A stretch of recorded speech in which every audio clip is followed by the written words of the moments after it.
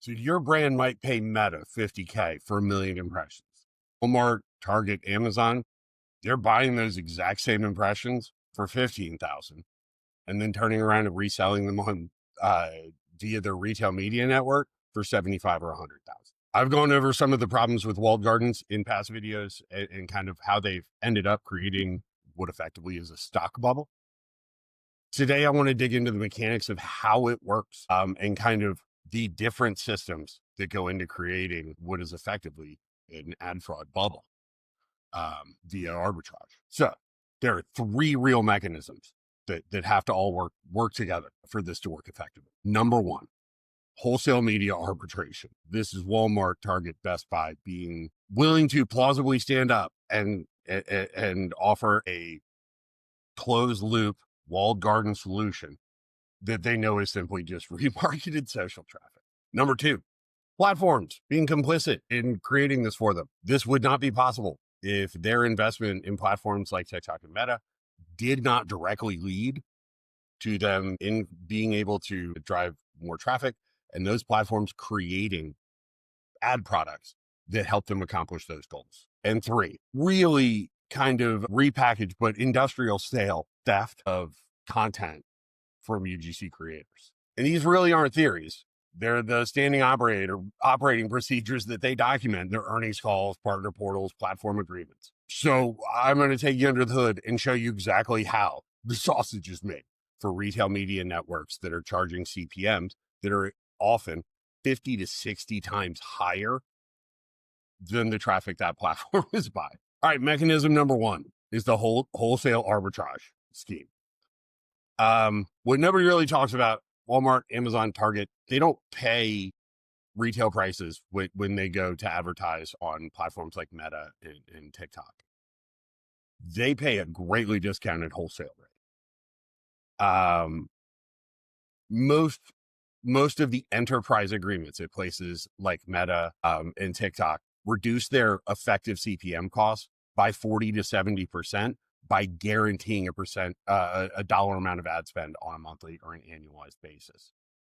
GDay reported in 2023 that these enterprise partnerships often include volume commitments of 100 million or more annually.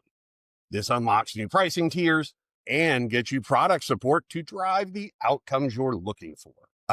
So this was actually detailed pretty well. Also, Digiday, how major advertisers get preferential rates back in September 2023.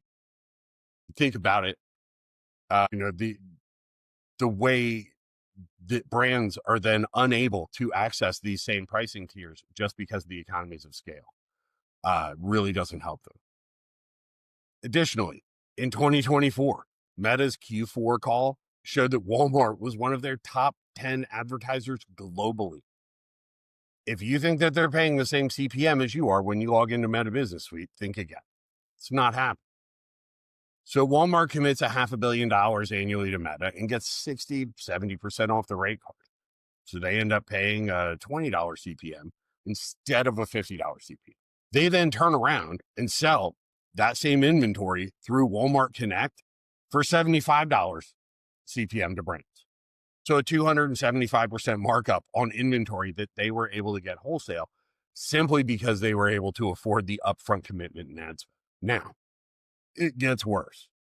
They start bundling this stuff together, and anytime you see bundled ad products, it's because they're hot garbage. So when they bundle all this discount inventory with their own on-site ads, they call it omni-channel reach or social plus, as Best Buy is calling it now. And so they purport it to be some sort of audience extension on their walled garden, when in reality, it's just the audience extension is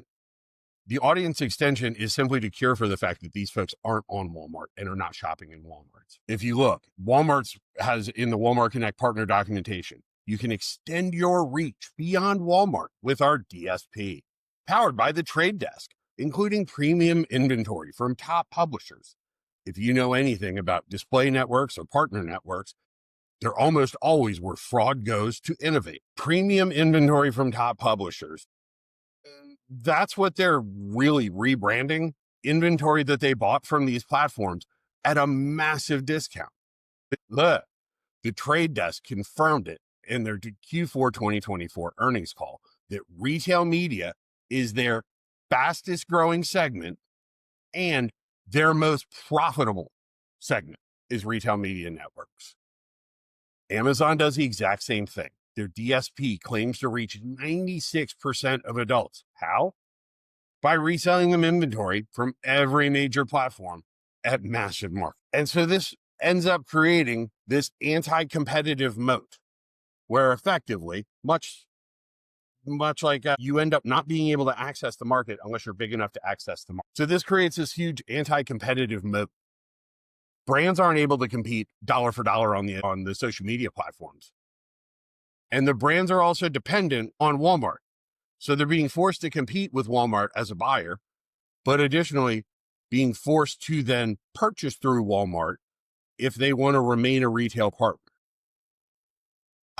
Group put together a 2024 report that estimated about 65% of all retail media inventory is actually just arbitrage platform inventory.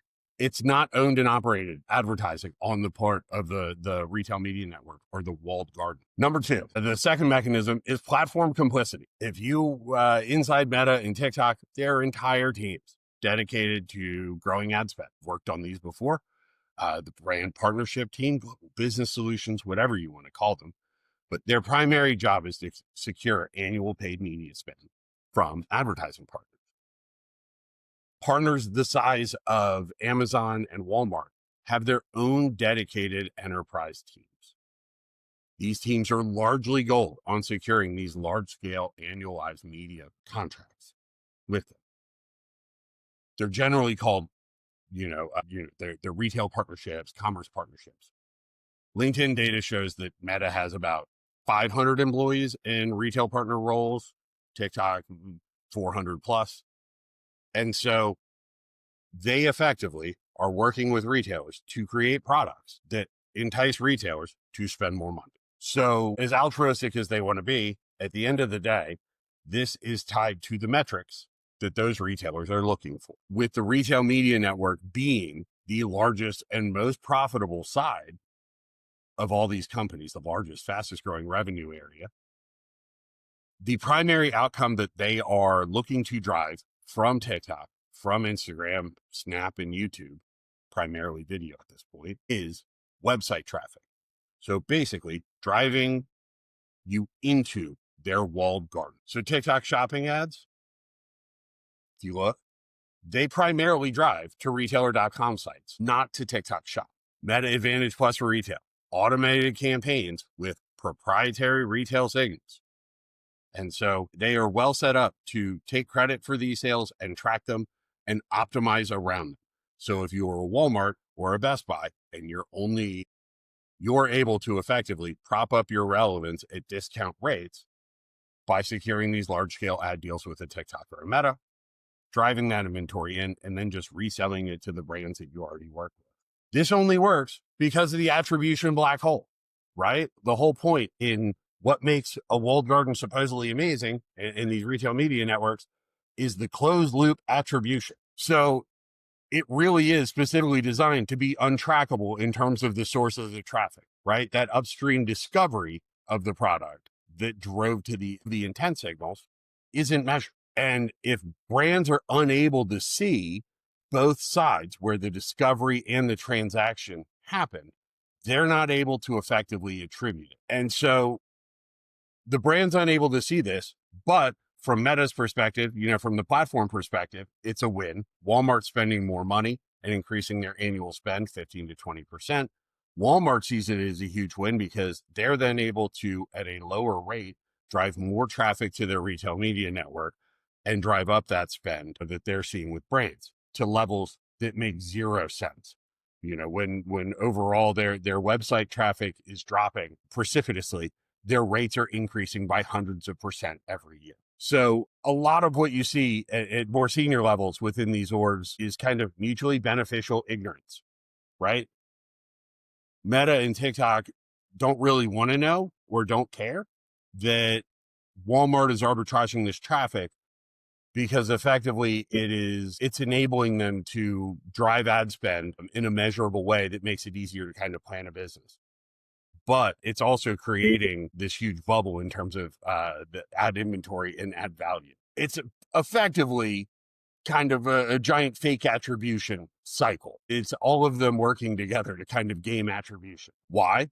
TikTok doesn't report organic traffic out to Google. There are no UTMs passing data into Google Analytics from TikTok. They have it for paid media, but it's still used less than 15% of the time by brands. So effectively, brands are unable to measure the amount of traffic that they're getting from a Walmart. Now, Walmart is able to buy these huge lots of traffic at incredibly low CPMs and drive this value and effectively just resell it in the way that a DSP would for display ads. So it's a really simple mechanic for them to understand. And as Google AdWords prices, other ad prices have gone up or in cost and volume has dropped, Walmart, Target, and these other retail media networks have really stood by to collect and pick up as much of the ad spend as possible. So they're really not, they have no vested interest in not appearing to be a walled garden, even though all the rain on their garden happens to come from TikTok and Meta. So they also like to play conversion theater. Meta's 2024 earnings call specifically highlighted retail partner success without providing any actual conversion metrics. Just massively increased investment and deeper partnerships. TikTok has announced 15 new retail partnerships in 2024. Not one included any transparent performance metrics. Just reach and engagement, which are kind of meaningless vanity metrics for anybody in performance marketing. Those aren't going to meet anything that you want to see. The platforms do not care if retail media works. They just care that the retailers are going to continue to buy, and the retailers don't really give a shit if the ads work. They just care that brands keep paying. So the other part of this that enables it, because at their core, I've never met a retailer who's willing to spend money. They're also stealing a ton of content. The number one complaint about TikTok, YouTube, Instagram, any video, organic or social advertising, it's the cost. Professional video content can cost anywhere from $5 to $50K per video. User-generated content, that can cost you between $500 and $5,000, depending on what you're getting. But what if you're able to get all that for free? Enter the Commerce Content Partnership. TikTok launched this program back in 2024.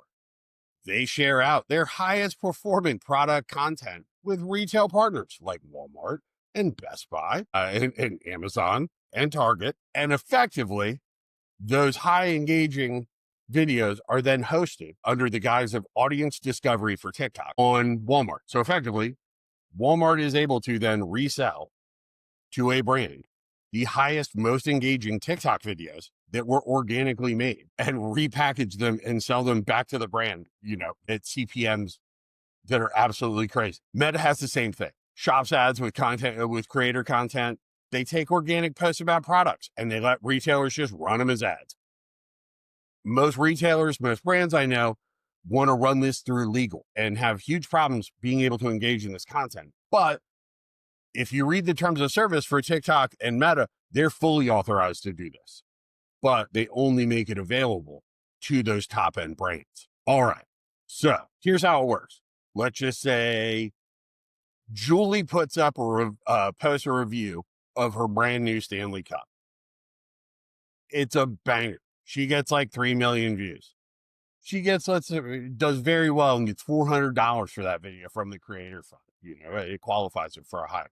TikTok's algorithm then identifies it as high performing commerce content. Through these partnerships, Walmart, Target, Amazon are now able to take this video, host it on their .com site, also run it on other channels, repost it, and run it as a paid ad. Paid ads on all these video platforms do not live in feed, so it is only shown to a select audience. Now, Meta does the exact same thing, right? So this partnership goes out. Walmart now has this video and ads.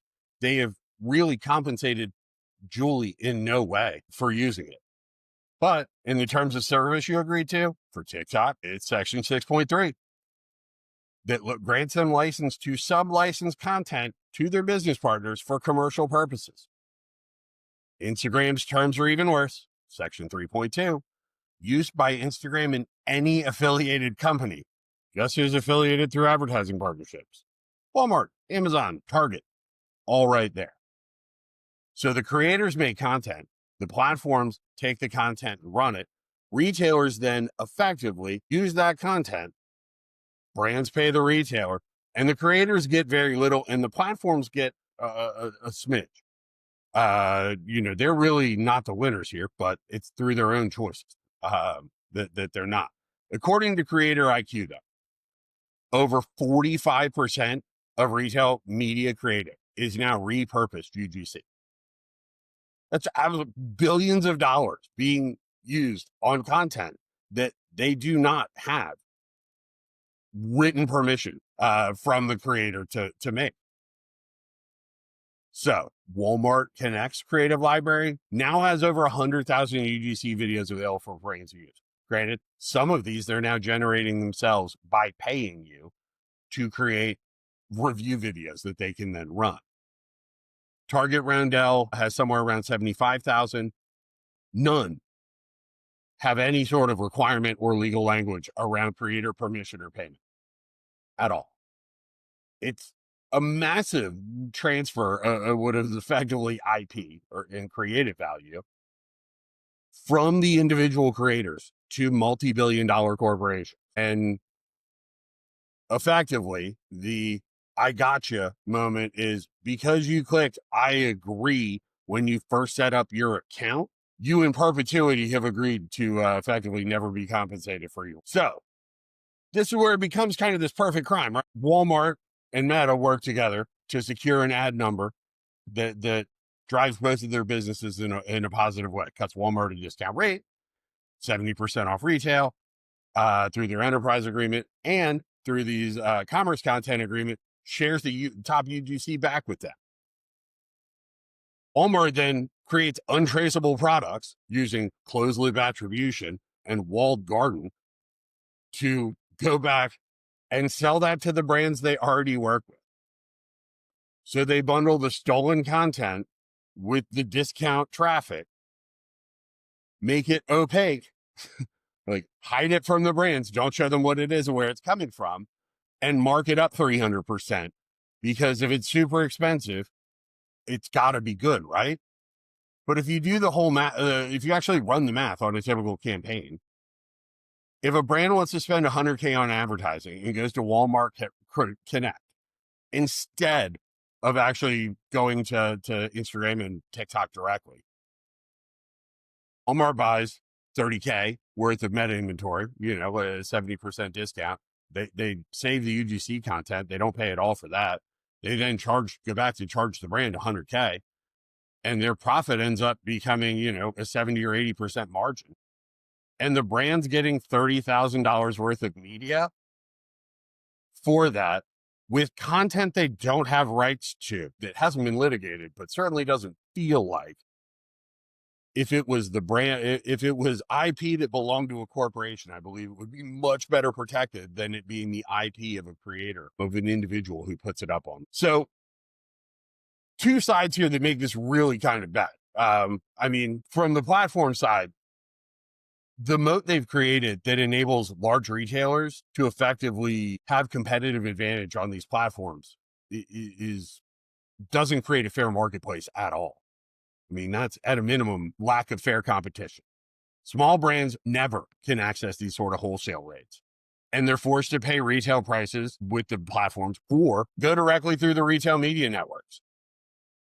When the ads functionally do not have a fixed cost to create, creators lose out on a huge amount in terms of both billions in content value, than they would make working with the brands directly. And additionally, they lose out on a lot of audience growth because brands like Walmart and others are running them on their accounts and reposting them. They're effectively being removed from even getting the growth credit, let alone any sort of monetary. And the entire digital advertising ecosystem kind of becomes even more fraud. Attribution has long been a challenge, and walled gardens do not in any way add value or offer the level of attribution that brands demand from every other channel that they work across. So if you're a brand, number one, demand transparency when you work with these folks. You need to be able to use UTM parameters to break out media placements. That'll get you around a lot of the bundle pricing. Buy direct as you can. That number two, you must buy direct. Even at a higher CPM, you'll get better inventory than you will with marked up wholesale. Number three, you need to own your own creative. You need to work with creators. You need to have UGC generation strategies and EGC generation to help drive your business forward and to insulate you against problems like this.